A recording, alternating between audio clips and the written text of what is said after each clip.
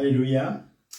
Dia amin'ny fifaliana lehibe indray ary lasa mbamalala no ianona amintsika eto amin'ity androany tena atao fandarantsika vavaka febena zay rano fandarana andramoka izao ny akiradio ny mpiamanatinatiny vavaka fiambenana indrindra ny groupe zay maharesy zay miaraka aminay isan'andro san'andro mantotosa an'izao fandarana zao fandraisana anjara sy ny fitondrana ambavaka dia tahiny tompo isika menakavy falybe mihitsy mahita anareo eto ary manatena ifampahiry aminareo eto indray amin'ity androany ty amin'ny alalan'izao fandarantsika izay arahanareo eto mandritra ny adin'ilay sasany eo dia atenaina fa anatin'izay adin'ilay sasany zay dia ifampahiry tsika raha lasany bambolana amin'ny alalan'ny hira toriteny sy ny vavaka izay enotsika eto androany dia tononona amintsika rehetra ny fiadanan'ny tompo raha androany anao vao tonga eto miaraka aminay eto dia teteny aminao hoe tonga soa ianao ary koa teteny aminao hoe tsy kisendrasendra koa ny natokavana eto fa tena misy raha ilan'ny tompo anao ka dia mahareta hatramin'ny farany aza misalasala mandray anjara anaty commentaire sy ny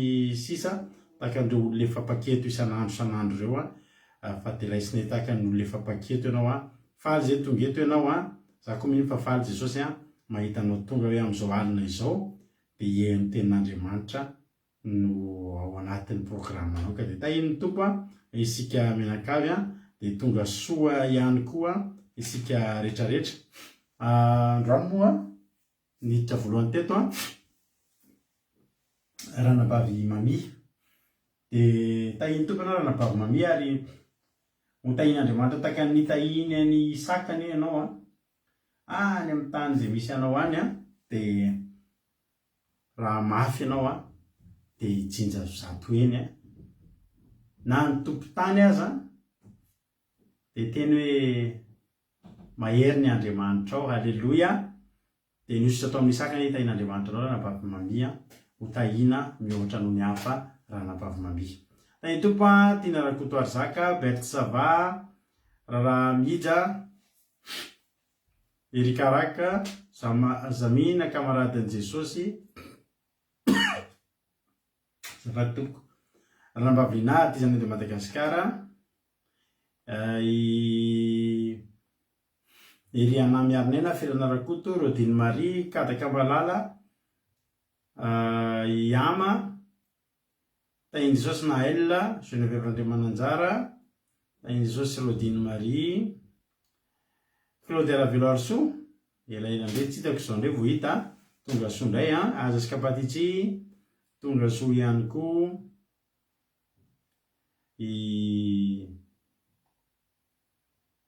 Azana soa Sylvie Erika Anatra, Itody Raonisoa, Rantarena Marie Charline, Rosine, Lovlitina, Mampionina, Tongasoa, Mpanilo Zavatra Manana, sy Jesosy Mahery, Rahasin'ny Apôstôly izy mivady zany mihaja sy Alain, dia tahiny tompo ihany koa i Bety Zavaiva ny teneniko teo, Tongasoa i Faliray Eritovo, Elaela, Tsiry Amboaramiel, Kodaleoni, tahiny Jesosy Niaina Mahensoa, tahiny tompo Fanomezana Juliana,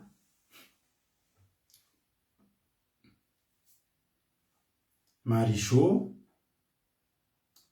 Fanomezana Juliana, Marijo,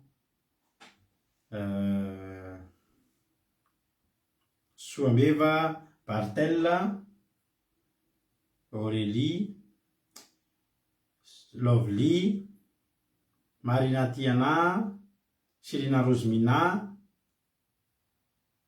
Tongasoa daholo Lazana Monika, i Ranavavy Saondra Aloe Vera, Fontaine Lalanirina, Niaina Mahensoa, zay daholo ireo zany mbola misy tsy voaravako tao. Izay koa mbola tsy voaravako tao, efa voaravako tao, Fanomezana Juliana efa narapiako teo, Tsiry Amboaramiel, Tongasoa daholo nareo, faly be mahita anareo, dia maharetatra amin'ny farany. Halleloia. Andao tsika milohan'ny zavatra rehetra, andao tsika hivavaka, ametraka ity fotoana ity eo am-pelatanan'Andriamanitra isika rehetrarehetra. Ka andao angatahantsika hiditreto ranabavitsika Zamina kamaradin'i Jesosy, izy nitondra vavaka fanombohana amin'ity androany ity. Ndao ary tahiny tompo ranabavy Zamina hanao ny fitenenana. Faly miarahabany pasteur mivady ary miarahabantsika tsirairay zay tafavoreto amin'izao vavoka fiambenana zao. Mbola iray vavoka isika tompoko hanombohantsika ny fotoana. Ry Andriamanitra tsara indrindra an-danitra, rainay tokoa no amin'ny alalan'i Jesosy Kristy zanakao lahatokana. Indreto zahay Andriamanitra mbola faly midera misaotra mankalaza ny anara-masinao satria lehibe loatra ny famindramponao. Vimbinao sy ny karakarenao Andriamanitra zay tamin'ny tontoko andronay ka nahitratra zao alina mangina zao. Ary tafavoreto zahay Jesosy Kristy amin'izao fotoana zao, handeha hankatony teninao, hanaraka ny sitraponao ary hampitoetra reo zay fampianarana omenao ao anatinay. Tafavoreto zahay Jesosy Kristy dia mifony eo anatrehanao zahay Jesosy satria tena tsy mendrika tokoa zay tsirairay tafavoreto amin'izao alina zao. Ny fonay, ny feo ny fieritreretanay, ny famindranay, ny fiteninay, zay rehetra ataonay Jesosy tsy mendrika hiatrika anao. Nefa moa ianao hoe tonga ianao tsy antso ny marina fa mpanota hanatona anao, hahay hanatitra ny fo eo anatrehanao, aterina eo anatrehanao ny fonay sy ny fanahinay. Dia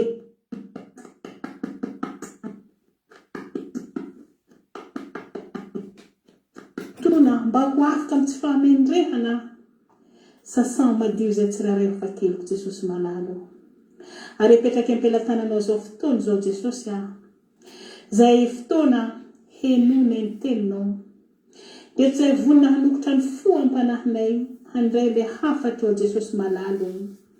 Ary reo mpanomponao zay tondra ny hafatra na ny vakoka ho an'ny firenena, dia oka ny fanahy masonao no arotsika anao anatin'izy ireo, mba hanokotra ny vakan'izy ireo ary hanendry ny lelan'izy ireo, satria hitondra ny teninao izy ireo Jesosy malalo.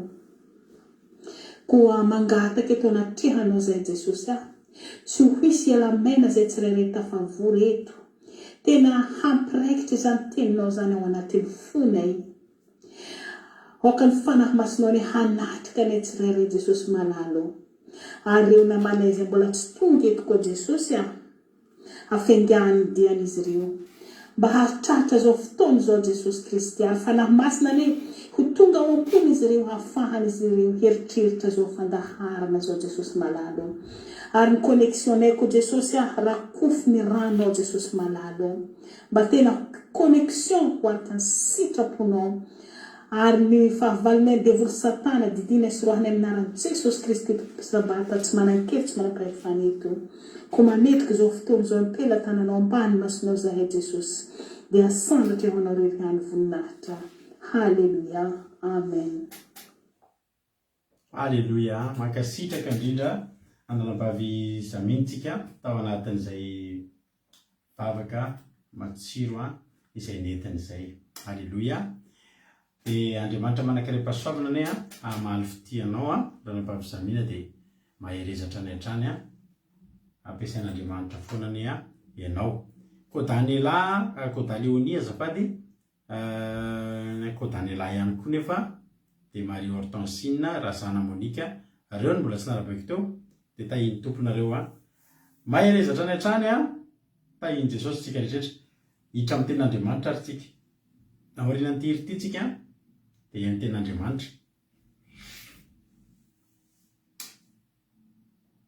Ao anatin'ity tsy anareo miomana tsara maka toerana dia maka baiboly fa hiany toriteny. Dia olona mbola tsy nitory teto mihitsy fa androany izy voalohany nitory eto androany. Izy ary zany olona zany. Sady menohitsika no mandinika manoratra amin'ny commentaire izy ary zao nieritretinareo olona mbola tsy teto efa tokony efa marina amin'izay zao nareo satria efa mevitsy efa metery mantsy zao satria efa mevitsy mbola tsy nandray anjara. Ary eto mety hamarina amin'izay raha latojo. Halleluja.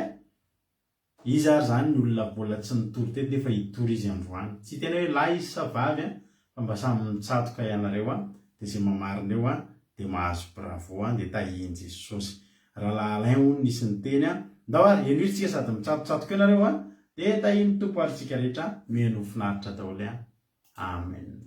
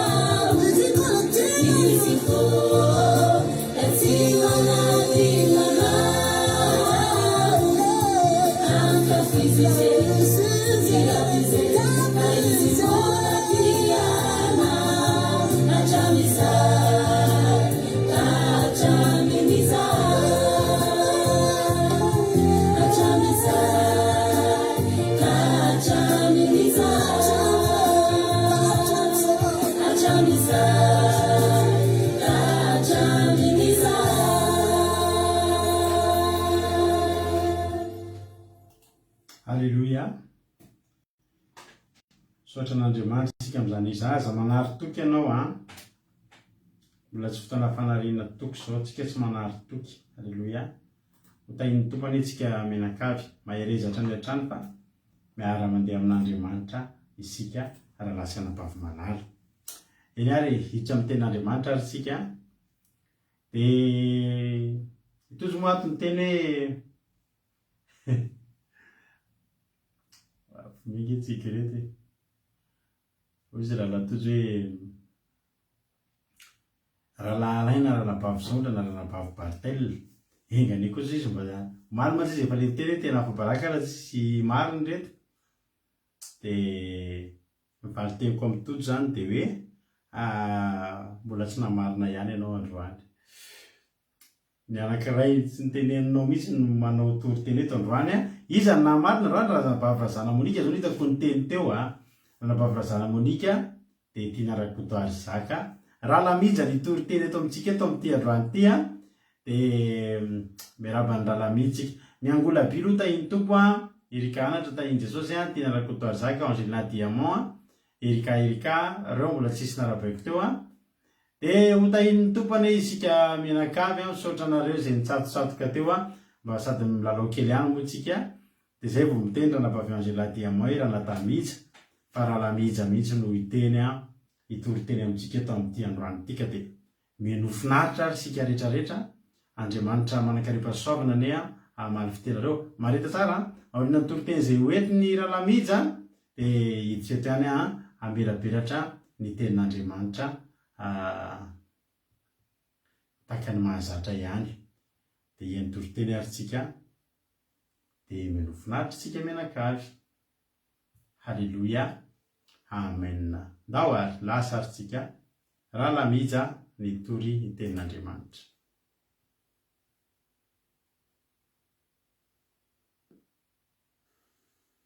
Fahalalanatsika ndray tenako amin'ireo an'ity ny tenin'Andriamanitra ovakitsika teo amin'ny Hébreu 7:5-10 amin'ny anaran'i Jesosy.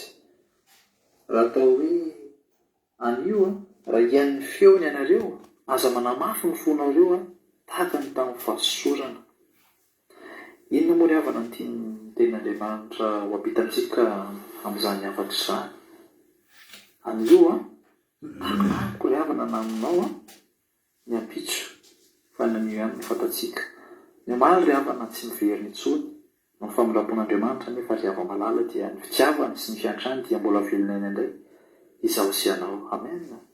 Tsy misy malala ny ampitso sika fa nanio ihany ny fatatsika ry havana. Eny fa na dia ny avoaka ny ray segondra aza ry havana dia tsy misy malala sika araka ny voalaza ny afiavian'i Jesosy eny amin'ny rao an-lanitra dia ho avy toy ny mpangalatra ry havana. Ny mpangalatra nge ry havana raha hoe ho avy hangalatra ao aminareo izy tsy miteny izy hoe ho avy izay androany dia toy izany koa ny aina ry havana. Tsy mifametra amin'ny fahafatizana tsy mampilaza fa dia nanio ry havana rahalahy aranabavy fa dia nanio hoy ny volazan'ny soratra masina anio raha ihany feony ianareo aza manamafy ny fonareo tahaka ny tamin'ny fahasosorana. Dia ina moa ry havana, ina moa raha lasana baviny tian'Andriamanitra tena izany teny izany.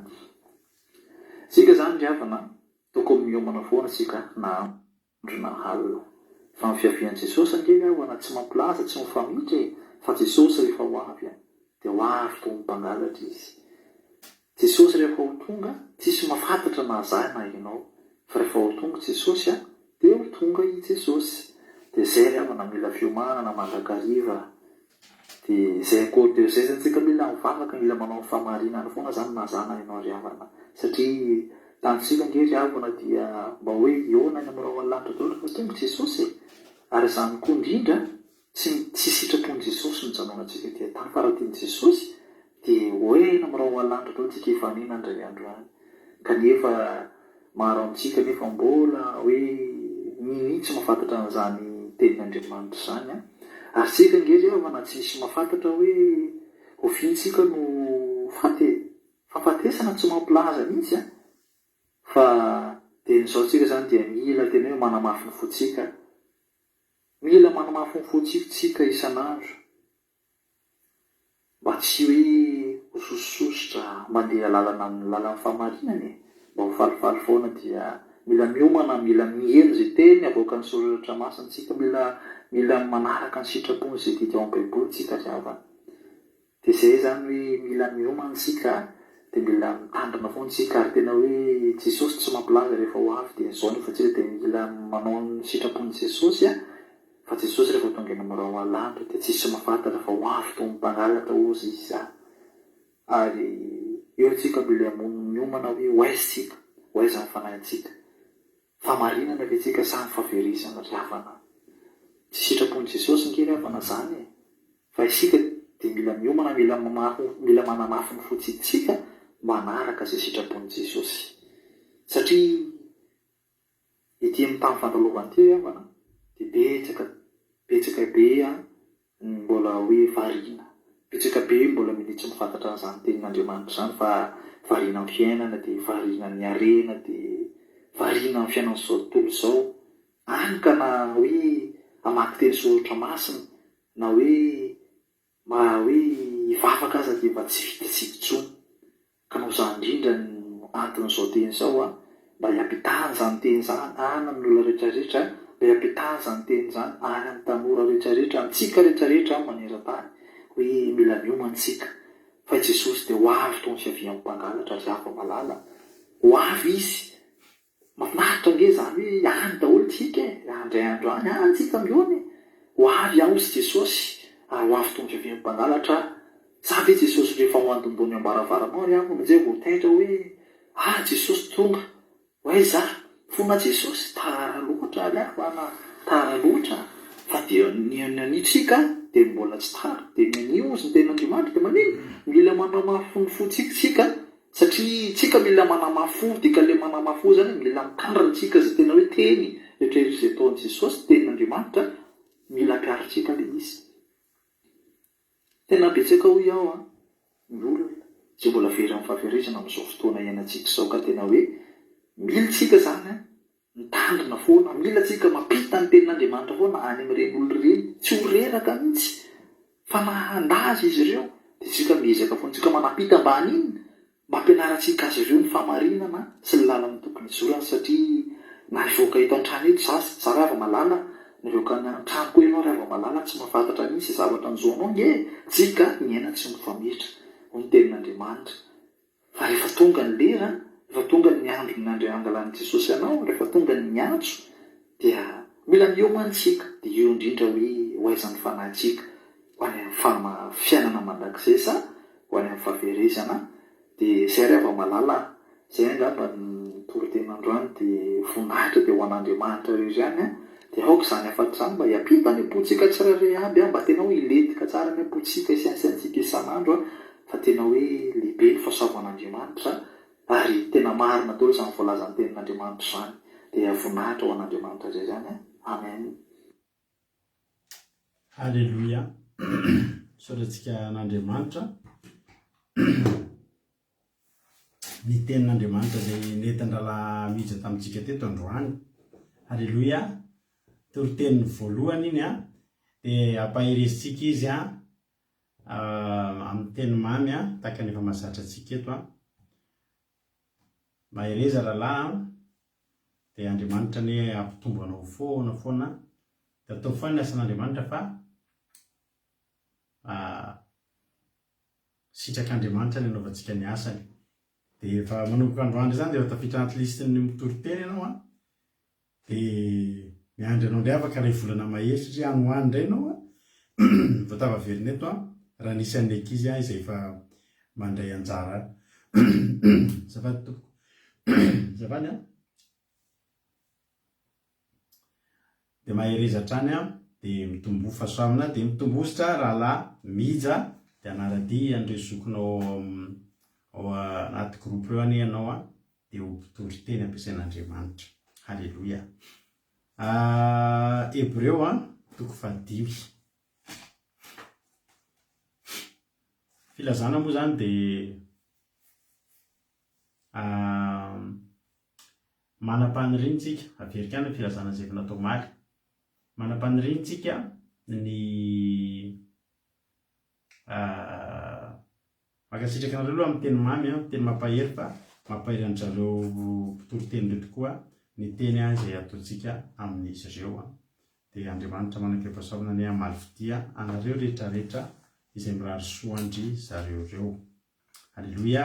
Manam-panirintsika ny anao fitombavaka amin'ny réveillon amin'ny 31 décembre. Io moa vetivety dia mandeha io vao mitotony eo fotsiny ny 1er novembre dia ohatran'ny tsy teo dia tonga ny 31 décembre. Raha mbola tsy tonga amin'ny rao an-lanitra Jesosy ka tahiny tompo sa mbola velonaina soamatsara tsika, mbola eo ny connexion, mbola eo ny fitaovantsika rehetrarehetra, mbola hitanareo ny tranonay, mbola afaka mandeha mankaty nareo dia hanao fety tsika, hanao fitombavaka ary tsy izay menakavy kely fotsiny intsony ny hanao fitombavaka ato fa ianareo ihany koa izay maniry afaka tonga dia tokantrano dia hanao fety ara-pilazany tsara, finanankanina, fiderana, fitombavaka ary andray tsodrano tsika. Ka nanareo izay tonga aty, nanareo izay tsy tonga aty dia andray tsodrano foana tsika. Tsofina rano ny tontolo ny 2023 atsika rehetrarehetra amin'io raha mbola tsy tonga ho azy Jesosy averika izay. Izay ny programantsika amin'io samita iny tompontsika menakavy. Hebreo 3:7-5 novakindra miza teo ary nangalana fampahireza. Vakiko amin'ny anaran'i Jesosy manao hoe anio raha henon'ny feony ianareo aza manamafy ny fonareo takan'ny tamin'ny fahasosorana. Raha misy moa teo ny teny aoka anamafy ny fo, ny tena marina teny anamafy ny finoana hijoro tsara amin'ny fo. Fa kosa ilay manamafy fo teny ten'Andriamanitra dia manamafy fo amin'Andriamanitra, manoloana ilay tenin'Andriamanitra manamafy fo, izany hoe tsy mandray, izany hoe tsy mitodika, izany hoe mandahy. Avakitsika misy sorana anaty fonoteny mantsy hoe Salamo 5:9 andiny 7-9 asen'ny tenin'Andriamanitra avakitsika indray izany. Rehefa vakitsika any amin'ny Salamo 5:9 andiny 7-9 vakiko amin'ny anaran'i Jesosy. Fa izy no Andriamantsika ary olona fiandriny sy ondry tandremana isika. Enganeka hoenonareo anio ny feony manao hoe andiny 9 aza misy telo kely eo, izany hoe toizana zany ery ambany ery manao hoe anio raha henon'ny feony ianareo dia aza manamafy ny fonareo tahaka ny tao Meriba sy tahaka ny tamin'ny andro tao Masa fony tany anefitra izay nakany ny razan'ireo fanahy sy ny zany toetrana dia efa hitany aza ny asako. 40 taona ny namonamonana tamin'izany taranaka izany ka hoy iza olona maniasi amin'ny fony izy ka tsy mahalala ny lalako ka dia nenina tamin'ny fahatezerako hoe tsy hiditra ny fitsarako mihitsy izy. Halleluia, amen. Io tantara io hojerentsika io tantara io androany ary andraisantsika lesona satria indraindray tsika ry havana dia ho lasa tahaka ny zanak'Israely voatery miodikodina any an-tany efitra, voatery miodikodina any an-tany efitra noho isika ihany. Hijery tantara tsika androany a andraisantsika lesona. Hoy ny tena Andriamanitra hoe naka fanahy izy tao tamin'ny andro tao Masa sy tao Meriba. Zay efa kitsika io tenin'Andriamanitra amin'ny Exodosy 17 io. Exodosy 17 andininy faharoa. Vaky toy izao manao hoe zay efa kitsika ny tenin'Andriamanitra eo amin'ny andininy voalohany. Ny soramary aloha dia efa zao ny titra hoe ny nomonomonona ny zanak'Israely noho ny tsy fisin-drano sy ny nanomezan'Andriamanitra azy rano avy tamin'ny vatolamby. Ary nifindra ny fiangonana dia zanak'Israely rehetra ka niara tao anefitra Sina araka izay natolony Jehovah itobiany dia nitoby tao Refidim. Ary tsy nisy rano sotroin'ny olona dia nila ady tamin'ny Mosesy ny olona ka nanao hoe meo rano zay mba ho sotronay. Fa hoy Mosesy taminy, nahoana ny mila ady amiko ianareo? Nahoana ny maka fanahin'i Jehovah ianareo? Ary nangetahita teo ny olona dia nimonomonina tamin'ny Mosesy izy ka nanao hoe nahoana ianao no nitondra niakatra niala tany Egypta ahafaty ketahitanay sy ny zanakay sy ny bibinay? Ary Mosesy nitaraina tamin'i Jehovah ka nanao hoe ahoana no ataoko amin'ireto olona reto fa mila hitorabato ahy izy? Dia nampalahelo io teny io. Nampalahelo an'Andriamanitra ny teniny nivoaka tamin'ny vavany zanak'Israely. Izao no natokan'Andriamanitra nalahelo. Efa nanomboka nahafantatra an'Andriamanitra ny zanak'Israely teto. Tsy hoe vao voalohany fa efa taty ariana ry havana. Efa nitahin'ny tompo ireo ry havana. Halleluia. Efa avy niampita ny ranomasina mena ireo ry havana. Efa avy nosokafan'Andriamanitra ny ranomasina mena.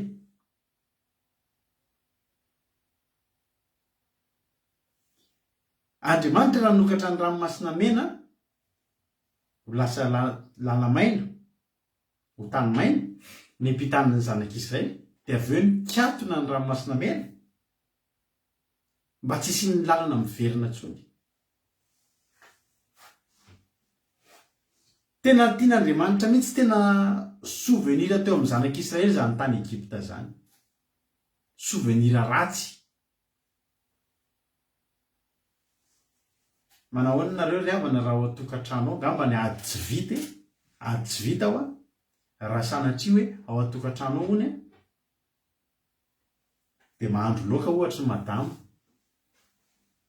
dia miteny ramose le olona le vadiko taloha tsy eroso mihitsy fa ny an'ity fa tsara lavitra noho izao ohatra. Ngamba ny ady tsy vita misy samy teny an'izany hoe ady tsy vita aho na hoe misy zavatra dia ianao dia tsy mba mitovy amin'le olona niaraka le olo tiako taloha mihitsy izy nefa ny dia mitanisa eo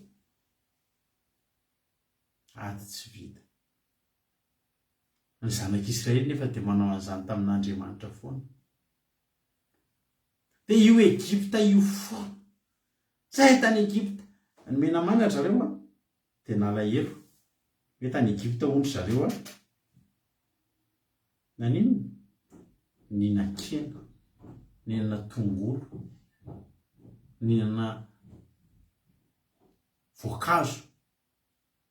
Andriamanitra zany manao zavatra tsara ho anjareo fa ny anjareo zao foana nefa tany Egypta zao, nefa le vadiko taloha zao tena raha izy nefa zao no teo. Tanao nampalahelo an'Andriamanitra zany tena tsy ady vita tsy mafatifanabatina tapitra ozy mampiolona za aloha tsy miteny an'izany sady ny anahy efa mety tsara mihitsy nomeny Jehovah azy ao mampiolona fa ny zanak'Israely aisinareo hoe tsika olombelona malena raha hoe tratran'izany fa Andriamanitra tratran'izany foana tamin'ny zanak'Israely manao mana tsara tarehy be matsiro be Andriamanitra dia ny zanak'Israely dia io foana fe nefa taria amin'ny Farao zavatra tena miaraka amin'ny tongolo sy ny hena mihitsy io Andriamanitra ro-kena be an'izay Farao efa nakaton'Andriamanitra ny lalana tsy afaka manao marsarery zany intsony ianao miaraka amin'Andriamanitra ary tsy hoe zavatra ratsy ny eo fa tsara. Alleloia. Dia nampalahelo an'Andriamanitra ary zao no tena tsy tatin'Andriamanitra tamin'ny zanak'Israely. Ny zanak'Israely nahita ny zavatra nataon'Andriamanitra. Eritreretinareo hoe ranomasina be tena mangeniheny io sokatra araka ny tenin'ny ranabavy Geneviève Andriamananjara hoe nisokatra nanokatra lalana izy. Ranomasina tonga takany atotany zavatra takany rindrim-be anankiroa nijanona novoaina tsisy nahita fahagakana zany mandraky tia ny androany ny sombola nisy fahagakana lehibe noho ranomasina mena nisokatra io avana zany hoe nampahitan'Andriamanitra ny zanak'Israely mihitsy ny ngeza sy ny goavana indrindra fa inona ny nataony zanak'Israely vao mangetaeta kely fotsiny tany aloha tany dia efa namonomonina sady dia hoe ahoana izy izay ahoana ianao no mitondra ny eratany Egipta no ahafaty ketaetana sy ny zanak'e sy ny bibinay Andriamanitra raha nanokatra ranomasina ho an'ny zanak'Israely ka namono ny miaramila ny Egipta rehetrarehetra miaramila Egiptianina tsy niamonoana ny zanak'Israely. Ahoana rehefa mbola afahan'ny zanak'Israely miteny an'izany hoe nahoana izay ny andeha hovonoana aty nefa ny veloma ary nataondry zareo. Ahoana ny afahana mbola mamoaka teny ohatrany hoe nahoana izay nentinareo hovonoana afaty ketaeta aty. Andriamanitra hoe dia hitondra antsika hivoaka ny tany Egipta ho faty ketaeta. Tsy marina izany. Dia nalahelo Andriamanitra ary hozy izy ny ten'Andriamanitra hoe any amin'ny vakitsika teo hoe ankehitriny aza manamafy ny fonareo tsony. Ny ten'Andriamanitra amin'ny salamo teo ary mampieritreritra antsika ilay teny tao amin'ny salamo teo manao hoe hozy Andriamanitra 400 taona namonamonaina tamin'izany taranaka izany.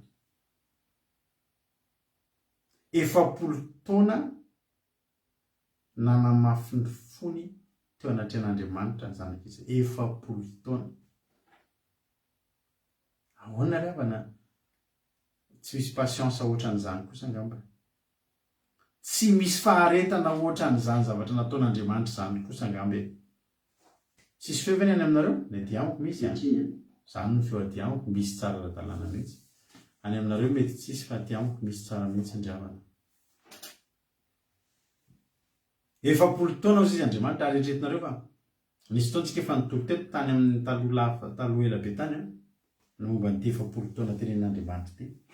Ny 400 taona iny avana 400 taona nandehanany zanak'Israely tany an-tany efitra iny avana tsy Andriamanitra ny te hifidy ny 400 taona io fa ny zanak'Israely no nanoratra ny tantara hoe ataovy 400 taona. Noho n'inona? Noho ny fimonomonona.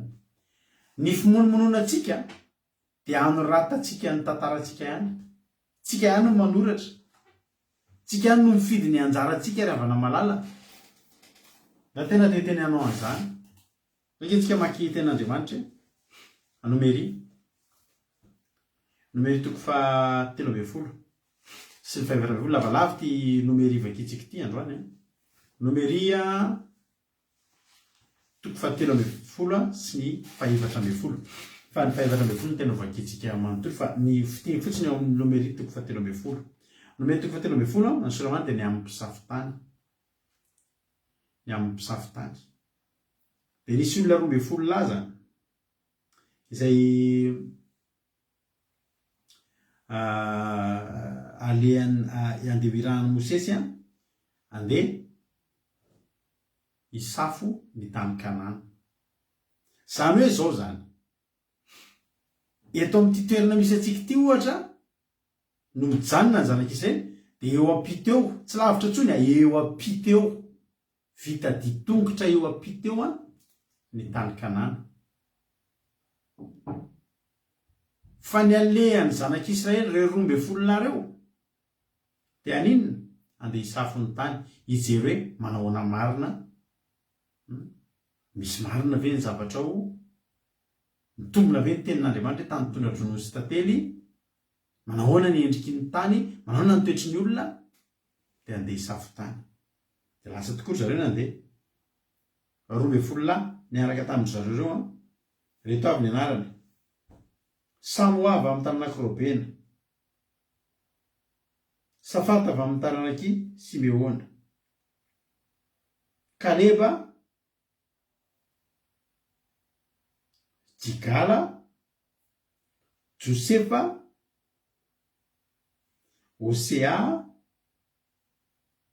Palti, Gadiela, Gady zanaky Sosy ony Gady zanaky Sosy, Yamiela 10 zay Setora, Naby.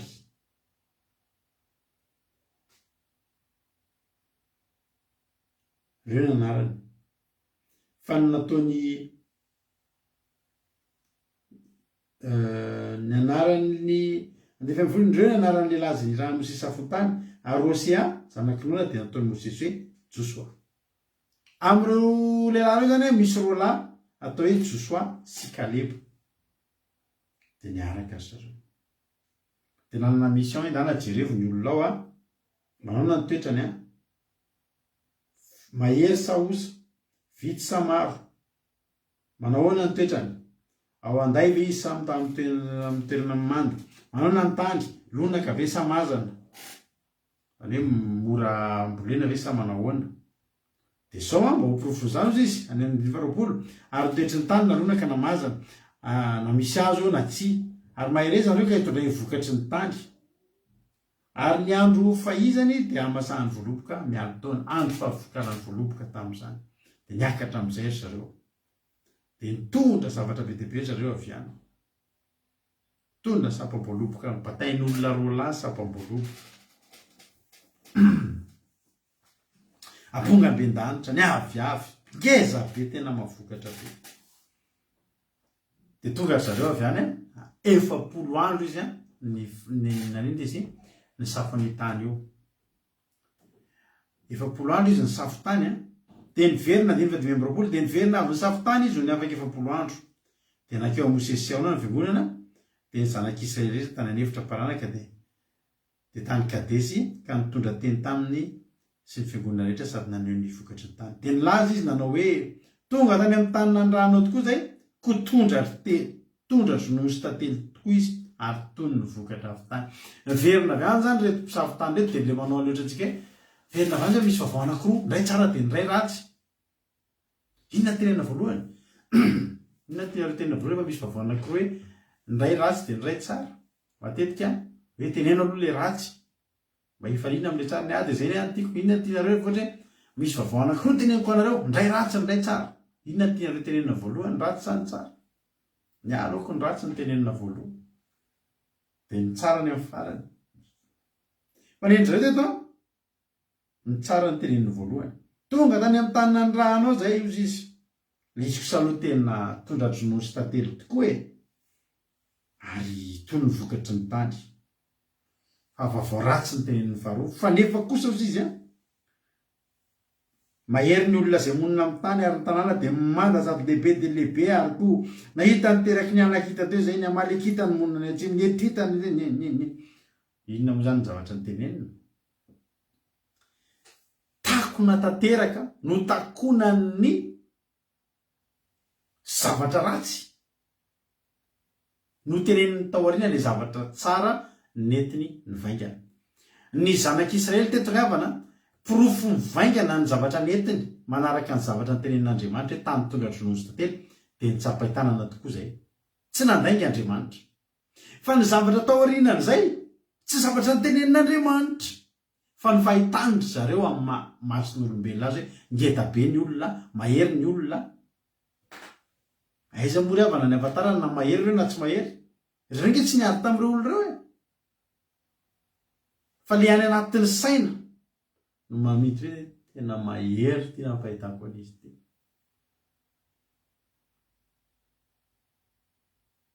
efa tantariko anareo tanaty toriteny nisy fotoana zay tamin'ny mbola naditra dia mpiady aman'olona dia nisy olona mitondra tômôbilina kely zay misy aminareo asinan'le tantara mazy tômôbilina kely zay Citroën X kely le kely fititiny kely reny dia saika nandona anao samy mamimamy dia le takana reny le tômôbily dia ona dia tsy nihafafa mihitsy nandaka le tômôbilin'olona sady niantso an'le sôfera ndao hiady satria zay tômôbilina kely io olona kely ny ao anatiny mivoaka avao le olona hoa jery azy tena olona lava be ngeza be fa atao anaty tômôbilina kely seky maty atamin'izay zay ny hitan'ny masoko na hitrehitra hoe olona kely anaty tômôbilina kely fa hoe olona be reto zanak'Israely reto zay fanohatra amin'izay ny zavatra tenen'Andriamanitra marina hoe tany mitondra drozy tantely dia mitondra borofo tena marina tena mahavokatra be ny tany raha zaho zao teo amin'ny toeran'zareo dia hoy hoe ampy izay miteny Andriamanitra marina ny teniny sa tsy marina zany teniko anareo zany fa avy eo izy amin'izay niteny efa ny olonao dia mahery dia mahery aiza ary nafantara fa mahery dia mahery ny olonao satria maninona nijereny tamin'ny angezany ary tsika rehefa maso ara-nofo nijerentsika dia tahaka ny miaramilan'Israely mijery amin'ny Goliata avokoa tena koafany be tena ngeza be tena fedina mahery vaika oy rehefa tsika tonga amin'io mijery amin'ny maso ara-nofo io dia ketraka foana tsika manoloana ny aditsika zany nge mahatonga antsika mpivavaka mahery ry havany satria tsika tsy mijery amin'ny maso ara-nofo tsony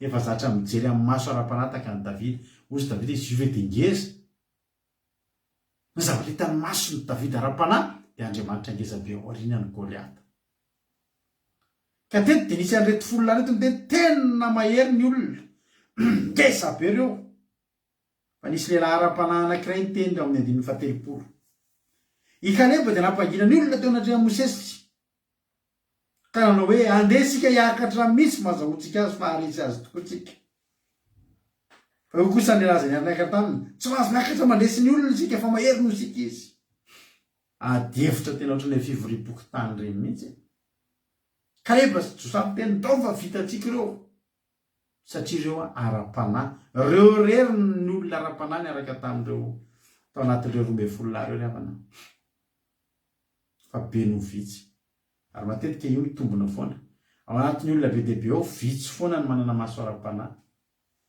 za maniry mba hivadika maso ara-panahy amin'izay ny hijerenao an'ireo olana izay mahazo anao reo dia mba tsy ho ketraka lava ntsony ianao fa nefa rany sika ny vonon'ny olona mihitsy n'izy roa lahy mandainginareo fa olona mahery be reo izy roa lahy mba niezaka andao rehefa tena efa natolo efa io reretany Kanana fa te aza manao an'izany tsy netin'ny olona 14 ny Nomery 14 vakitsika mampalahelo be ty tantara ty teneniko anareo iteny zavatra mampalahelo be anareo azy zany androany 14 Nomery 14 ny soramany dia zao ny nandava ny zanak'Israely tsy akatra hoe ny amin'ny tany Kanana iza no nandava Jehova ve Jehova ny teny hoe mekara Jehova ny teny hoe omeko anareo Jehova ny teny hoe tena izay nitenen'ny vavako dia tanterahako rehefa miteny dia tanteraka ozy Jehova Andriamanitra dia ny zanak'Israely efa nandà satria naninona satria nihaino an'ilay folo lahy ary za androany teniteny aminao mikatsahy ianao olona roa lahy ao anatin'ireo folo lahy reo mba ho henonao ahafahanao mandroso fa raha reto folo lahy reto ny henona tsisy ninona mandeha reo tena manahirana ngeravana miaraka miaina amin'olona olona tsy manam-pinoana zavatra rehetra zay miainga atahorany avokoa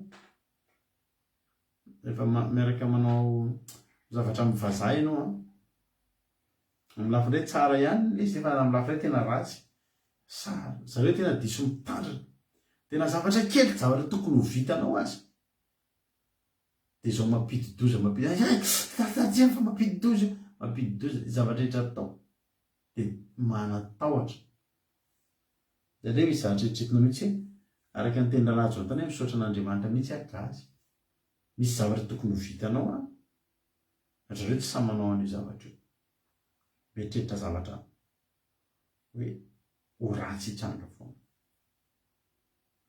dia andiny voalohany dia nanaratra ny feon'ny fiangonana ka nitaraina sy nitomany ny olona tamin'iny alina iny dia nymononmonina tamin'ny Mosesy sy Arona ny zanak'Israely rehetra ka hoy ny fiangonana tamin'iny nay isika mba matany amin'ny tany Egipta any io indray le izy io indray le teniko taminareo teo le vadiko taloha nefa an'izao dia nay isika mba matany amin'ny tany Egipta nahoantsika mba tsy maty taty amin'ny tefo ity ary nahoana Jehovah no mitondra antsika amin'ity tany ity ho lavitsambatra ary mivaditsika sy zanantsika madinika ho bamo sanao tsika venany Egipta va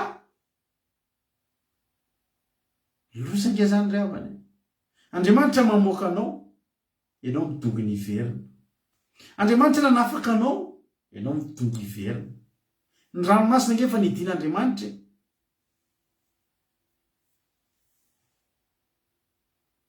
Andriamanitra va ny fiara hitondran'Andriamanitra tsika misy fiara lehibe ana moa iny iriny mahafinaritra izy iny tsy revoaka ny lala tojo iny dia izao rehefa tonga ny fotoana ny zavatra men'Andriamanitra atsika ny diantsika io sy nasian'Andriamanitra marisarera tsy misy marisarera azo atao amin'Andriamanitra matoa ny dian'Andriamanitra le tanymaina tena verina komina ny ramasina dia tsy verenantsika fa inona mbola fanontaniana izy fanontanizy roa lahy inona mbola fanontaniany zareo inona mbola teniny zareo tsy anao io izy isika verina any Egipta dia mifampitoana olona ndao hoe fidy mpitarika isika hiverina any Egipta Andriamanitra ny fidy mpitarika hamoakanao any Egipta ianao mitady fidy mpitarika hamerina anao any Egipta aiza moa zany ry havana malala eny arozy Jehova marina nge ny ten'Andriamanitra hoe 7 taona nampamonamonaina nahako tamin'ireto taranaka reto misy fanontaniana Fabiola efa iovanin'ny olona io Alleluia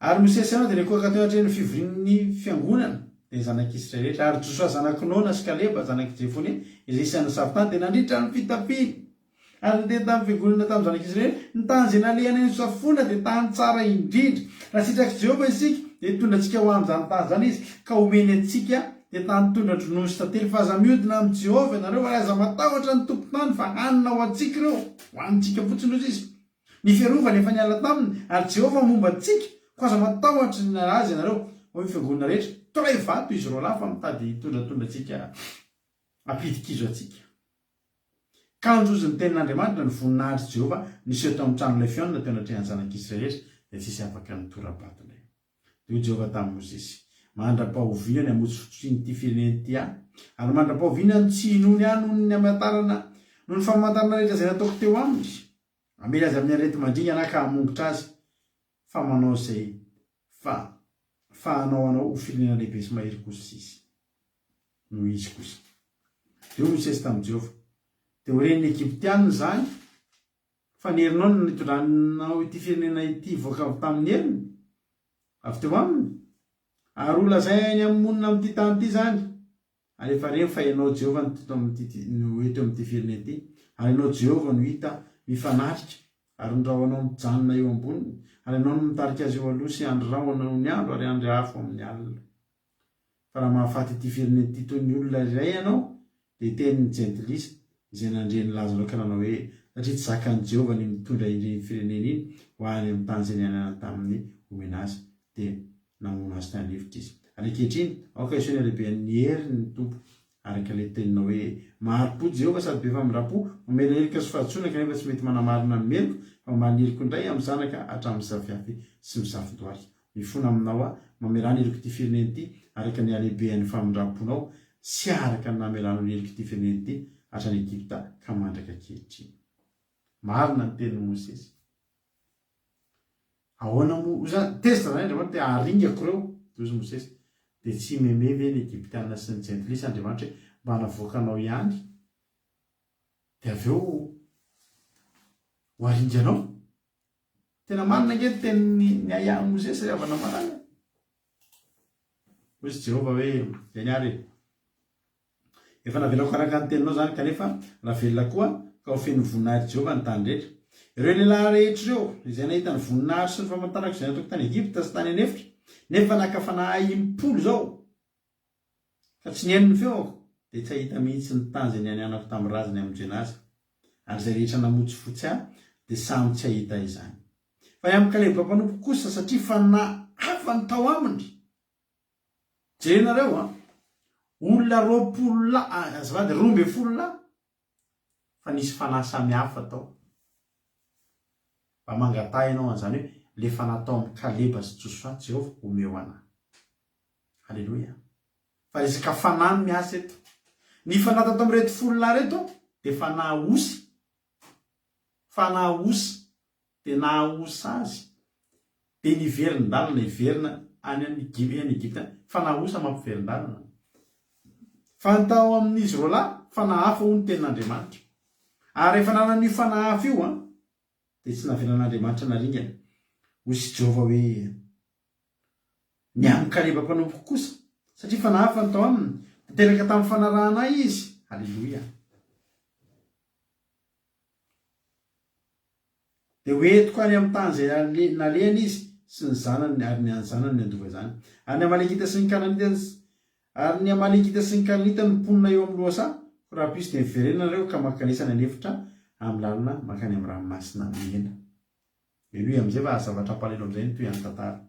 Ary Jehova teny tamin'ny Mosesy sy Arona hoe mandram-pahaviana mbola handeferako amin'izao fiangonana ratsy monomonona amiko zao. Efa reko ny fimonomonona ny zanak'Israely izay monomonona ny amiko. Lazao aminy hoe raha velona koa ho Jehova dia araka izay nolazainareo teo anatrehako no ataoko aminareo. Ety amin'ity tany efitra ny apatraparany fatinareo ary ianareo rehetra izay voalamy maraka ny nanisanareo dia hatramin'ny 20 taona no miakatra izay efa nomonomonona tamiko ary tsy tonga mihitsy amin'ny tany izay nananganako tanana namponenanareo afa-tsy Kaleba zanaky Jefone sy Josua zanaky Nona. Fa ny zanakareo madinika kosa izay nolazainareo fa ho babo dia izy no entiko miditra ary izy no alala ny tany izay nololavinareo. Fa ny aminareo dia ampatrapatra amin'ny tefitra ety ny fatinareo ary zanakareo irenireny toy ny mpiandro ety anefitra 40 taona ka hiara-ny valy ny fijangajanganareo mandra-pahafatinareo rehetra teny efitra. Araka nisany andro 40 izay nisafonareo ny tany ka ny andro ireo solona taona ray no hitondranareo ny helokareo 40 taona ka dia fantatrareo ny fahafoizako anareo. Izao dia efa nilaza fa ataoko tokoa izany amin'izao fiangonana ratsy rehetra zao izay miangona iodina amiko ety amin'ity efitra ety no alandritra azy ary ety no ahafatesany. Jerinareo zavatra mampalahelo be eto. Tany Kanana efa io. Ny valibavaka efa io akaiky io. Ny fandresena efa io akaiky io. Rehefa tonga ao dia mitsahatra ny ady mihinam-be tahin'ny tompo tany tondra ronono sy tantely efa io le izy. Ary nasiana mpisafo tany mba ilaza ny zava-misy marina tao ary nisy pirofo fa tena tany mahafinaritra ao. Fa zao ny tenenin' Jehova dana miverina. Dana miverina. Any amin'ny 2020 teo. Raha pito izy dia miverenina ireo ka makanesany any efitra amin'ny lalana makany amin'ny ranomasina mena. Hoy Jehova hoe io ny irahiranareo lava. Iverina. Zao ary Jehova dana miverina. Ry havana. Loza. isika tsy mety mandroso ty zany a za iverina mafy loatra fa nareo miverina de etretinareo lalana tokony ho lalana roa na telo andro tonga eo tany Kanana nosoloan'Andriamanitra 70 taona. Zany hoe raisinao fotsiny zany ianao anaty olana io zany zao de fa nahita famonjen'Andriamanitra ianao, fa nahita herin'Andriamanitra ianao, fa mbola tsy tonga le vanim-bavaka de moninomonina ianao tsy takory mivavaka inona ny tiavana atao taisakory zao tena nyleo tena mandiso fanantenana aisakory zao zay vanim-bavaka eo de antainy fa nefa nahita fahasoavana verefa eny nahita fa le tena vanim-bavaka kosa aloha tsy hitako hoe tena nyleo tsy izy Andriamanitra ndana raha miverina dana miverina fa zao mitomba 70 taona am'izay lalana tokony roa na telo andro lalana tokony roa na telo andro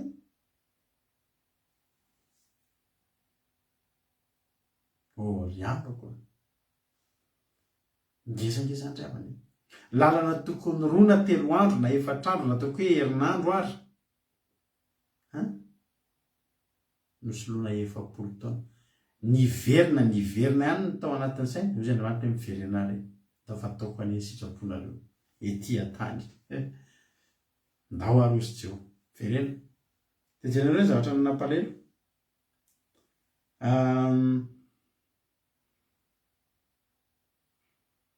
andininy fa 5 nomeritoko 7 tsika zao nomeritoko fa 7 andininy fa 5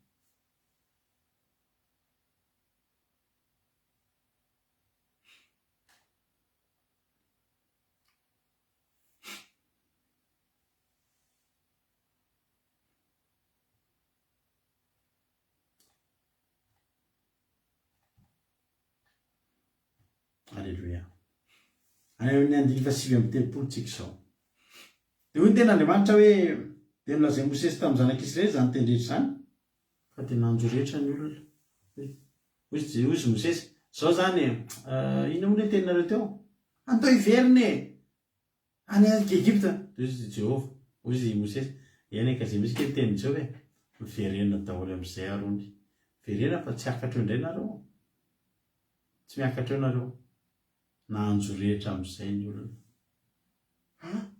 tsy miakatra eo zany nareo nao miverana nevitra daholo am'izay ary tsisy be de be ny olona mahery be ny olona ao eny ohatrany hoe mahery kosa aloha fahitana Elisy fa nareo tena sirena nahery eny kamo zay de mbola niady tamy fa fahitana Elisy kosa ngery Mosesy tena eny kandao arozy Mosesy dao verina dao fa tsisy miditra amitsony na anjo rehetra am'izay ny olona de ny fomba marina koa izy ka niakatra teo tampoteny boatraka nanao hoe kakerin'ny enina tao zany tamin'ny alina ahoana marina ary tsika ohatrany de tena tsy de tena tsy akatra eo ve tsika tsara te mba disany ary tsika tena zao ranga andao resia io andao resia de fo marina am'izay loha de ndreto zay akatra ho any amin'ny tany zay nolazay Jehova efa nanoty zay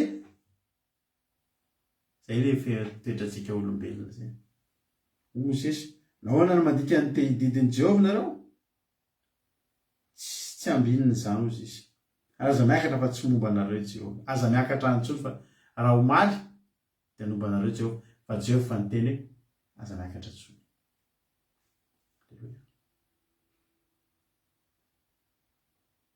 arakaraky ny tenena zany toetratsika olombelona mihitsy io raha tenenina ianao zao ndao hivavaka tsika fa afaky olana io tozany hoe tena aiza ihany saky efa tena ohatry zao mihitsy fa raha tenena am'izay anao zao ary aza mivavaka tsony fa tsy ok zay fa tsy mokatra mivavaka fa aza mivavaka tsony fa tsy tonga zany tsony koa ry vanim-bavaka eo anao voiteny hoe tena aloha ihany amin'ny vavaka aza miakatra ozy Jehova tsy momba anareo Jehova fa ndao resy eo anoloan'ny fahavalonareo nareo fa ny Amalekita sy ny Kananita de eo anoloanareo ka ho lavitra sabatra nareo satria niala tamin'ny fanarahana ny Jehova nareo de tsy omba anareo izy kamo sasa foana izy ka niakatra teo tapon'ny tendrombohitra ihany ndao angamba vitatsika io nefa Mosesy sy ny fiarahan'i Jehova fiarahampanekeny Jehova tsy niala teo atoby dia nidina ny amalekita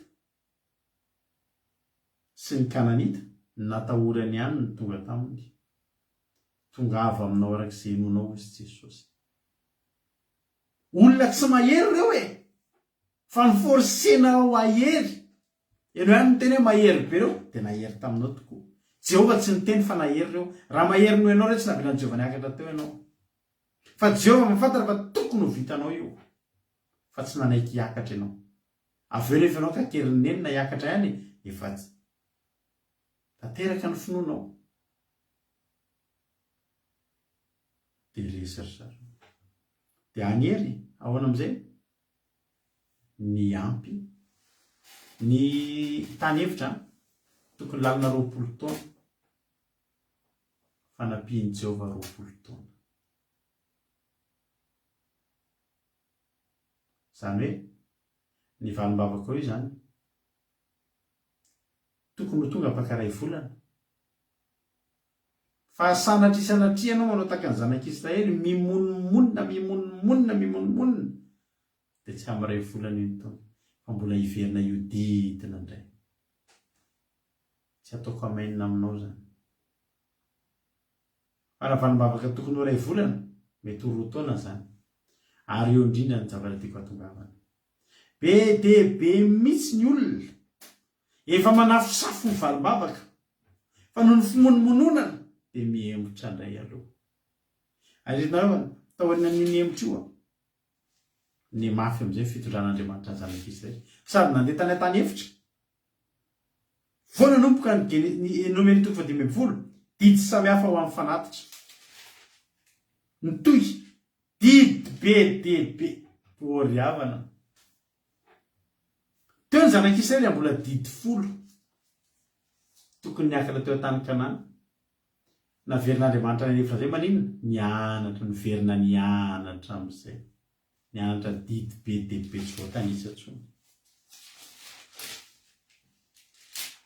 Didy be dia be tsy voatanisa intsony. Sady tsy niakatra teo an-tany Kanana, niverina ny an-tany efitra hatramin'ny rano hosotroana avy mbola angatana amin'Andriamanitra. Fa sady mianatra lesona, nianatra didin'Andriamanitra. Vokatry n'inona? Vokatry ny tsy fanekena hiakatra teo amin'ny tany Kanana. Ravana, za andro any teny aminao hoe anio aza manamafy ny fonao.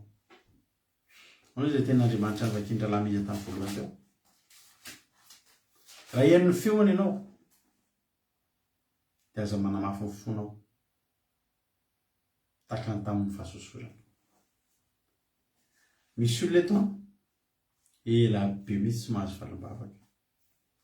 Ny antony dia tsotra ihany, manamafy ny fony. Manamafy ny fony. Tenin'Andriamanitra ny zaraina aminao eto. Fa androany ny resaka taman'olona zay. Mety miaraka amintsika eto janolo zany mety tsy miaraka eto koa. Fa mampahery an'izany olona zany aho. Fa androany mihitsy resaka taman'olona anakay zao zany teneny anahy. Zaho izy pastera mitady ho kivy, tena kivy aho izy. Manoloana ny olana. Efa nataoko daholo ny zavatra rehetra hozy izy. Nataoko ny fanatitra. Dia efa nataoko ny acte apostolika, acte prophétique. Efa nataoko ny acte prophétique. Dia efa nataoko ny fanatitra. Fa mbola tsisy ininona mitranga ihany. Dia mihaino azy fotsiny aho. Dia hozy aho mantsy anazy hoe rehefa nanao an'ilay fanatitra ianao, rehefa nanao an'ilay acte prophétique ianao, iza ny nanoranao anao an'izay? Dia izay olona nanoranao anao an'izay mandehana makany aminy dia teneny hoe nanao an'ilay zavatra nyteneninao aho fa tsy namokatra ilay izy satria nahoana. Nanao aho tena makany amin'izany pastera nanaovanao fanatitra sy nanaovanao an'izany acte, nampianatranao anao an'izany hoe acte prophétique. de nanateny izy paster nanao an'izy fa tsy nety fa eto amiko zay hoe ianao raha hiaraka aminay eto ianao anaraka n'ity fandarana ity de tsy zany ny zavatra omenanao isika ingeo ariavana tsika mpitory teny retika ariavana ohatry ny dokotera ary efa dokotera de manana ordonnance marary ianao tonga eto de manao consultation anao zany za mpanompon'Andriamanitra de io zay mantsy anao hoe mihinana eferalgan ianao intelo isan'andro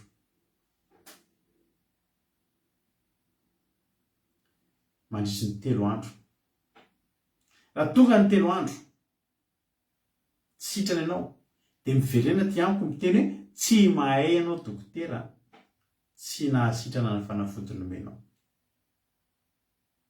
de anjarako no mandray an'izay fa raha eto amiko ianao ny teny hoe nanao fanatitra de nanao acte prophétique nefa tsy nandaitra de za koa teteny aminao hoe za koa ary antany fa mandaitra nga zany mizara fanafody aminareo isan'andro isan'andro ny ataonay eto mizara feo an'Andriamanitra raha ian'ny feo anareo de aza manamafy ny fonareo firy taona zay mitory aminareo ny zavatra toriana eto indray tsy zany zavatra nataon'izany olona zany fa manoratra ordonnance ho anareo zay isan'andro isan'andro fanoratana ordonnance eto itsaky ny amin'ny 6 sasany maraina isaky ny amin'ny 6 maraina na raha anareo ve le fanafodiny soratana so de mba hoe eferalgan no miteneninay de ganidon no nohaninareo izy rehefa inona ganidon tam'izay mbola kely mihina zany ganidon zany fanafody kibo zany ganidon zany izy rehefa inona ganidon va marary zay taloha ganidon va marary kely kely de ganidon ka tsy ganidon na sy ho aninareo eto fa eferalgan de tsinony zany tsy mbola nampianatra anareo an'izany teto manaova acte prophétique tsy nampianatra anareo hoe manaovinareo fanatitra de tanteraka ny zavatra irinareo ny fanafody nampianarina anareo teto de zao tiavan'Andriamanitra zay fotsiny tiavan'Andriamanitra ary hoy Jehovah Andriamanitra zay tia de tandrina ny didiko ny fanafody eto amin'ny fandarana andramoka izao de tsotra fotsiny tandreo amin'ny didy de tandrina didin'Andriamanitra sika misy fotoana nanome anareo fanamby hoy za tam'izay hoe raha misy aminareo eto olona taizanaretina aza mihinana zava-padina tsonareo aza mihinana biby maloto de ajanony ny fanafody nisy tanareo tsy vavolombelona taminay hoe tena nanaraka an'izay teny zay tsy mihinana fanafody tsony taizanaretina sadetiko izay na tension na diabeta na zavatra zany fa tsy mihinana biby maloto tso fotsiny sitran'izany olona zany amin'izao fotoana zao tsy mila manao an'izany ry havana malala zany teteny anareo androany be de be mihitsy amin'izao fotoana zao ny fampianarana mitady zavatra tena hoe tena hafa mihitsiny de maika be tsika andray andrendry fa na mampiasa n'izy ary tsy haitsika akory hoe tena nanao an'lizy fa tsy nahasitrana ka zany efa ny tenanao andramoka izao indray ny fanafody zaraina eto fa eto misy fanafody zaraina eto de fakataovana ny didin'Andriamanitra misy aminareo eto miaraka aminay eto efa mataona anareo ny eto fa izao ny zavatra teneninareo vo miteny zay miteny resaka didin'Andriamanitra zao fotsiny teneninareo tsisy an'izany any an-tsainareo any miaino ana ihany nareo de manao amainina ihany fozinareo sy miandranadara tsisy an'izany efa andro fahasoavana zao le raha nadava tsisy an'izany tsony amataona ianao zay ny tenenin'izay de manontany tena ve anao aiza ny valibavaka so de mba naverin'Andriamanitra ny odina tany hevitra ianao so de mba tsy mety mandray ianao ry havana so mba tsy mety mandray ianao mafy nge zany iverina io didina tany hevitra zany ry havana ny antony de tsotra ihany tsy Andriamanitra ny tsy mamaly vavaka fa ianao manamafy ny fonao dia tsy mety mihaino an'Andriamanitra ianao. Za efa maniry dia maniry ny tena faniriako dia ianao andray ny valim-bavaka ao amin'izay. Nefa ianao io mbola marary ihany, nefa io ny tokantranonao mbola mikorotana ihany, ka mba andramo dia izaho ilay fanafody eto e. Betsaka amin'ireo olona hitanao eto lava tsy miala eto sitrana tsy mitondra ninninna fanafody ninninna afa-tsy ny tenin'Andriamanitra izay nizaraina teto dia nohanina tsy nisy nohanina ny tenin'Andriamanitra tsy nisy kilema, tsy ny tenin'Andriamanitra naolakolana fa ny marina taminao dia narangaranga ary tsy nisy nafenina. Dia nihinana ianao na tena ngidy azy. Araka ny teninay taminareo nge ravina tamin'ny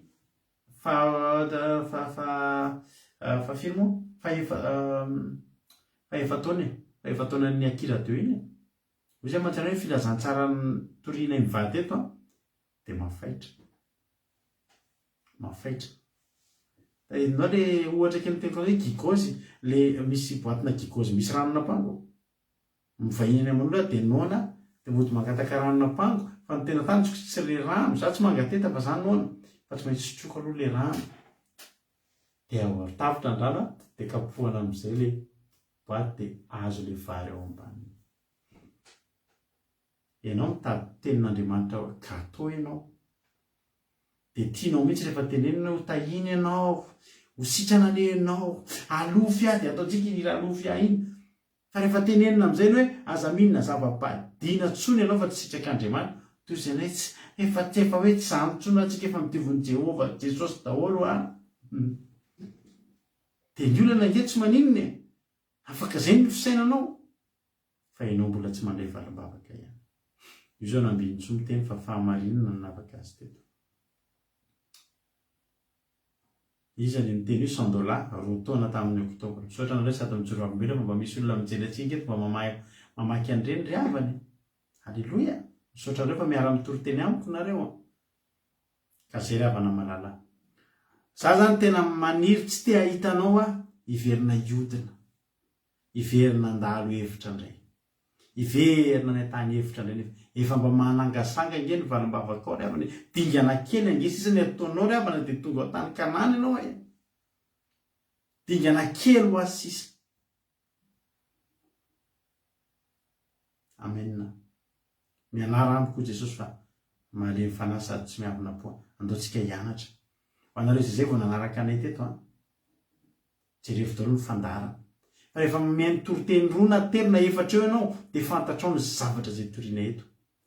Fa mifantoka amin'ny fitandremana didin'Andriamanitra. Io zao tsika amin'io Desambra io ho betsaka indray zao nareo ny ala eto sy tezitra eto. Fa isika dia tsy mankalaza Krismasy satria ny Krismasy dia tsy fety ara-baiboly ary tsy misy idiran'Andriamanitra mihitsy ny Krismasy. Ny sapin, ny Père Noël, za tena miteny anareo dieny zao nafaly anareo na tezitra. Dia miteny anareo fa ny fanangananareo an'io sapin ao atokantranareo dia mitondra ozona ho an'ny taranakareo ary tsy mitondra filaminana mihitsy ao anatin'ny tokantranonareo. Tsy mitondra fiadanana, tsy mitondra fitsarana, tsy mitondra ninninina fa mitondra ozona ny fanangananareo an'io sapin ao an-tranonareo. Fanasianareo ny dadadadabe ny hoely amin'ny zanakareo. Fa tsy misy idiran'ny baiboly ny andro ny 25 Desambra ry havana malala. Rehefa akaiky Desambra moa tsika, rehefa volana Desambra moa tsika tsy maintsy misy foana fampianarana. Ary tena tsy tian'ny olona eto mihitsy ny maino ny fampianarana io fa na tianao nefa na tsy tianao nanaovanao an'io ve na afaka ny olanao ary tadidinareo dinionareo fotsiny io Krismasy io. Ao anatin'ny iray andro mavita tsy tokony ho atao misy ny olona amin'ny fandaniana amin'io. Amin'io andro anankiray io fotsiny. Misy olona mavita miditrosa mihitsy mba hanaovana Krismasy iray andro. Dia jereo daholo ny Krismasy, inona ny tena zavatra malaza amin'ny Krismasy? Tsy ny biby maloto ny tena mirangaranga n'aiza n'aiza.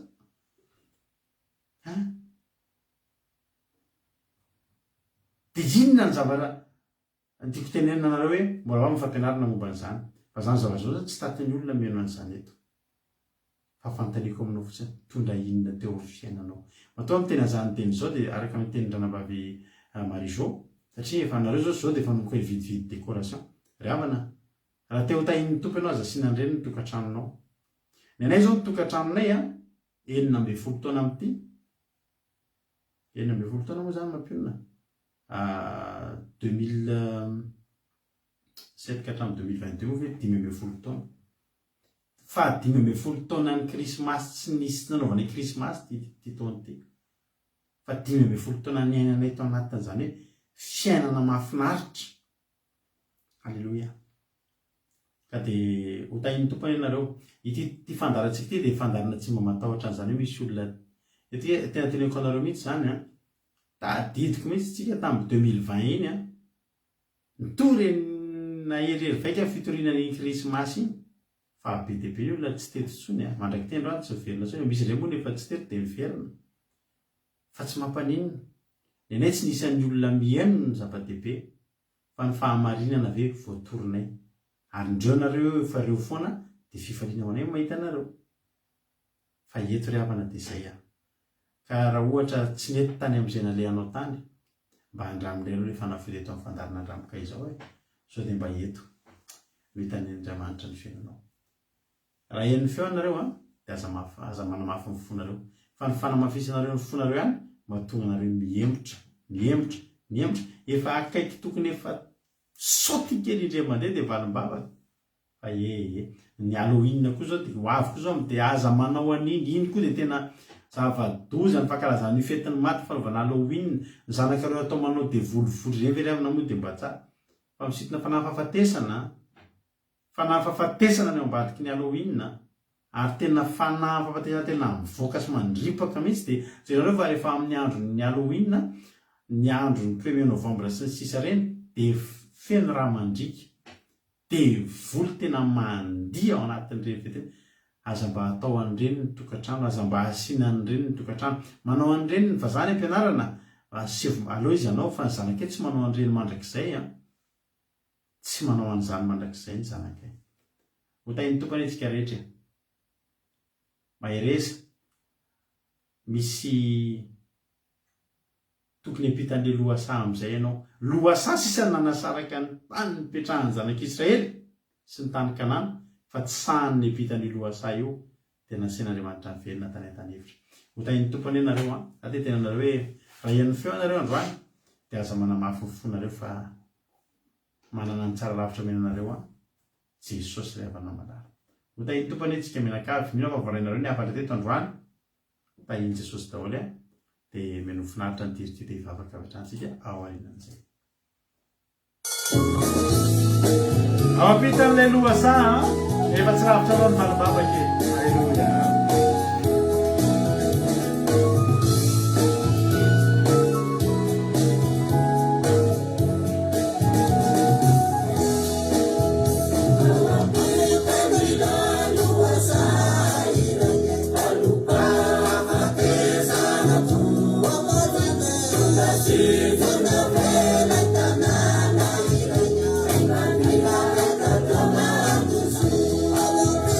Oh,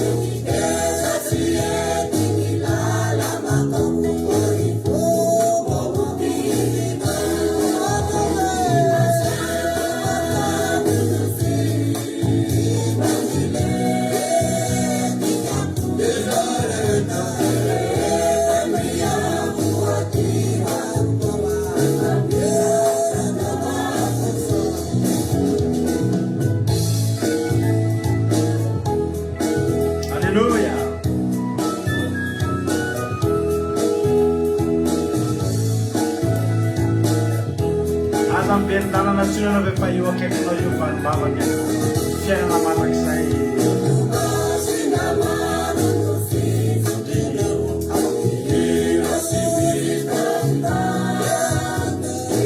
iriko indrindra Jesosy mba misan'ireo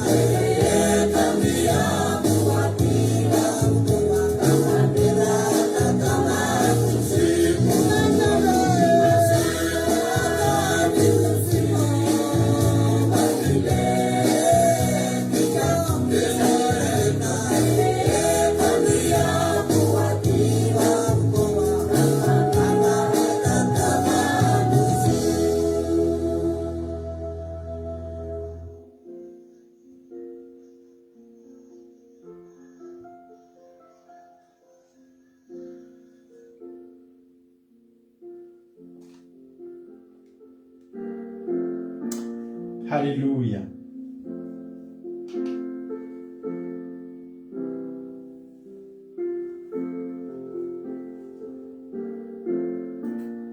Rahantsika vavaky zany zany avana malalina zany toriteny zany androany tapony hevitra hoe za Jesosy tsy hanamafy ny fokotsondry.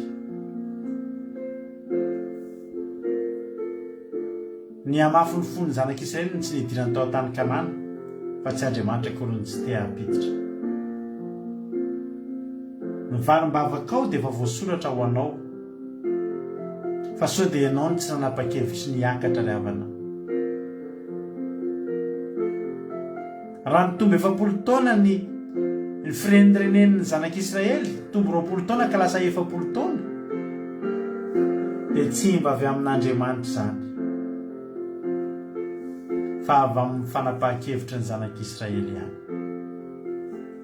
Androany toro-hevitra nomeko anao hoe andao tsy hanamafy foe.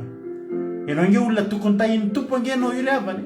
Ianao nge ry havana ka tokony olona tena iravaka valim-bavaka fa manamafy fo ianao mandroana ny tenin'Andriamanitra. Renao ihany na ny feoan'ny fieritreretanao, fanamaso tao anatinao, ny anjely efa tena mibitsibitsika anao fa tsy mety manaiky ny sainao. Toy izy Andriamanitra hoe eny ary raha mbola mety aminao zao dia natao ahoana fa dia mihodina ny tany efitra indray aloha zany no mety nefa efa akaikinao tsy lavitra anao ny valim-bavaka, tsy lavitra anao ny fanjakan'Andriamanitra fa any aminao ny fanapa-kevitra ry havana malala. Ivavaka isika amin'izao fotoana zao. Jesosy malalo, hitanao reto mpanomponao reto Jesosy fa misy amin'izy reto mbola manamafy ny fony. Misy amin'izy reto Jesosy tena mbola manamafy ny fony nefa nge Jesosy tokony olona efa tahinao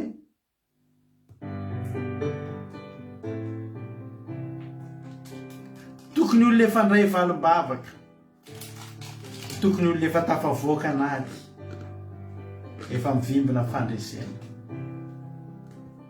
fa ny mafy ny fony ihany no mbola mahatonga azy ho tahaka izao.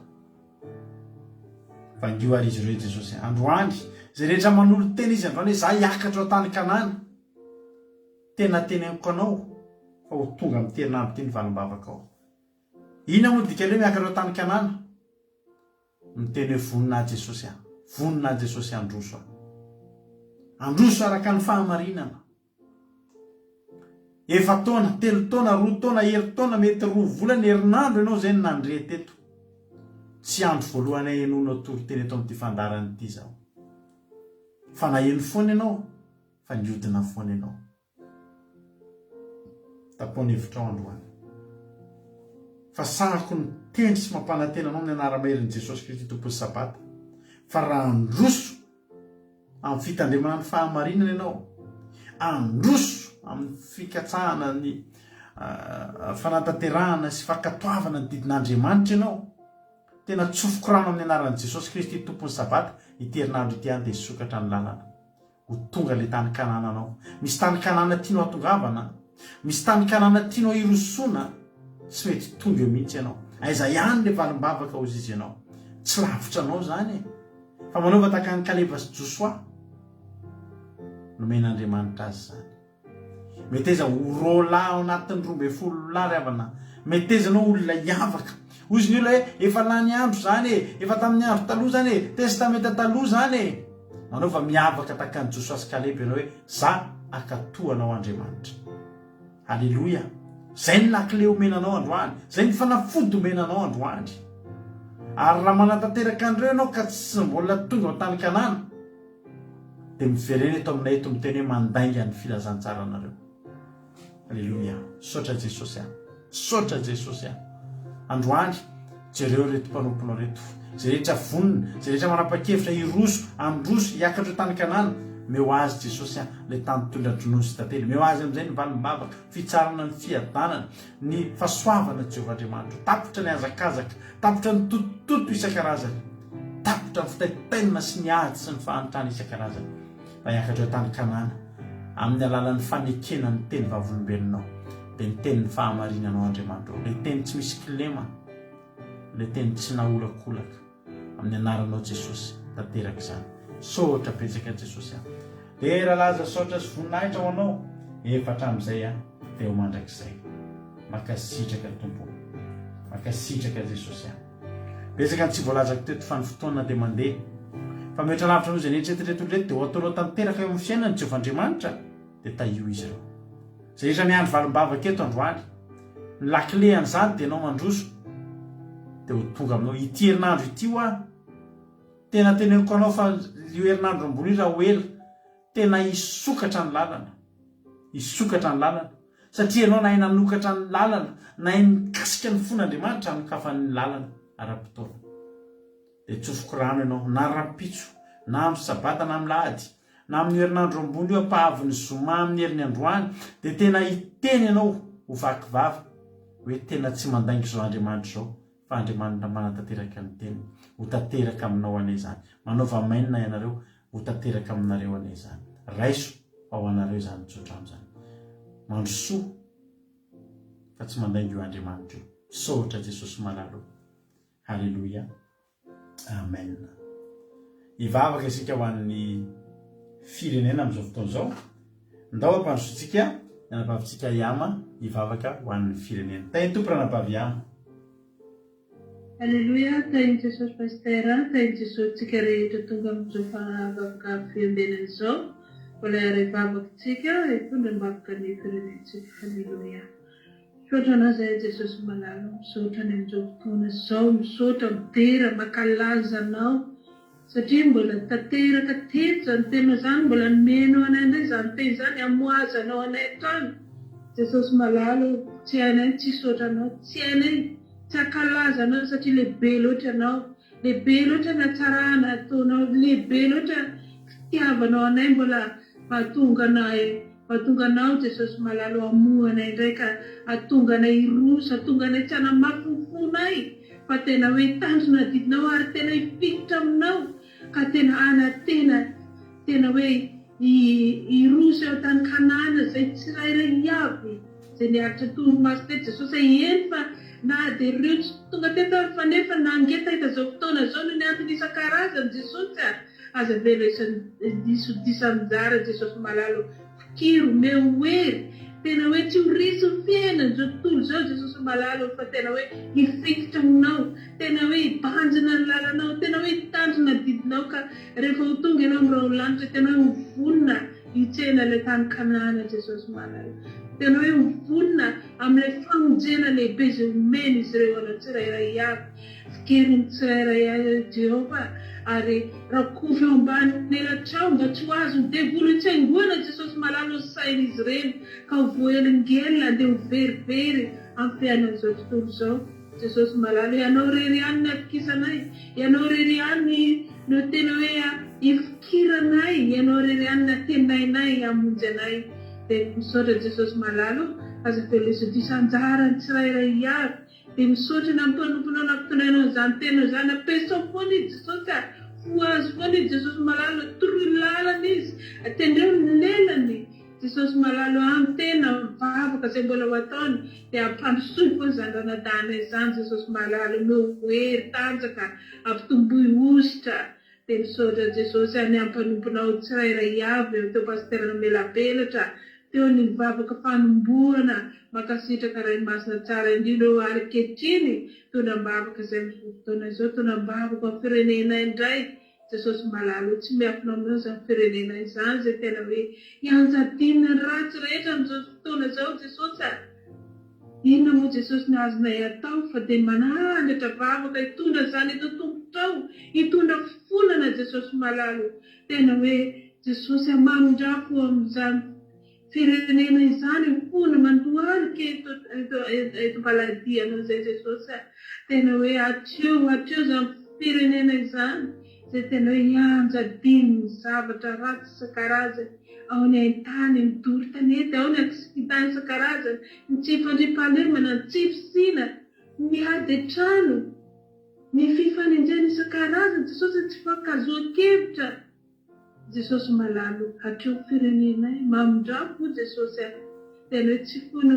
very izany firenena izany nefa izay Jesosy malalo tsy mahavita manova olona fa amin'ny alalan'ilay fanamasina sarobidy ianao natokisanay fanalovanay tsirairay avy teto natokisanay Jesosy malalo famonjy izany firenenay masy izany dia amasiny Jesosy malalo tena hoe mahakasitranao izany vavaka sandratra izany dia misaotra ray masina tsara indrindra aza velo very ny firenenay Jesosy aza velo very ny fianakavianay Jesosy fo azo mandrakariva hatreo na ny mianatra na ny miasa na ny mandeha aiza Jesosy raha kofa ambany elatrao izy ireny afeny Jesosy malalo amin'izao loza rehetrarehetra miahatra ao amin'ny firenena izao dia apetraka ifenefenan-tananao izany vavaka nasandratra izany Jesosy raha nisy tsy voalaza mivavaka nefa fantatra fa mahasoanay dia no anatanteraka izany araka lehibe indrindra fonao misaotra ray masina tsara indrindra misaotra nahitainao connexion anay misaotra tamin'ny fotoananay rehetra tety voninahitra sy laza haja ambony indrindra sandratra eo anao mandrakizay tiana loatra ianao Jesosy alleluia amen alleluia mankasitraka indrindra ny ranambavy amintsika tao anatin'izay vavaka matsiro be zay tapitra ny fandarantsika raha mbola sy tokeny amin'irao lanitra Jesosy ka tahiny tovo firenena soamatsarytsika dia eo aneto indray tsika rapitso raha ny tokony izy raha tsisy lovany dia misy vavaka maraina reo miaraka mampionina dia avy eo indray misy ny misandrata tokony isy misandrata rapitso amin'ny fito ora hariva dia amin'ny 7 ora sasany alina miaraka aminareo eto indray miaraka amin'ny mpitoriteny vaovao hafa indray samita iny tompo ary tsika rehetra matoria amin'ny fiadanam-po amin'ny finaminantsaina hiarika tontolo andro mahafinaritra be anao rapitso valim-bavaka tany Kanana miankina aminao tsy miankina amin'Andriamanitra Andriamanitra efa vonona fa enao sisany andrasana akiradio.radio12345.com akiradio.radio12345.com fa anao mianao ny ojabeo akiradio samita iny tompo sotranao naharitra ny androany faranteto oroka mamy ho atsika tsiraray avy alleluia amen